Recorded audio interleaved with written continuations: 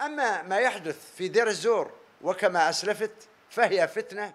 او تشتا گل دیرا زوره رودایی آرمان جاوی جنافرنا آرامی و آسایشا هرمین باکور و روشلات سوریه بو. دست دولتا ترک آداگر کرو استخبارات هنک آلیین دند وان بویراندا هبو. پشتی کو قصد داعش تک برو جیهان تفج مترسیا و پاراست دولتا ترک ایریشین خوال دیجی هرم زیده کرن داکو طولا بنکتنا داعش اهلینه. دولتا ترک آداگر کرد خواسته فتنه دناورا پیکاته این هرم دا در بخه و آرامی هرم تک ببه. لی اموک روسپین هرم تکیز دکن کو امیوان پلانان والا در بخدو حتی داوی پشتوانی قصده بکن.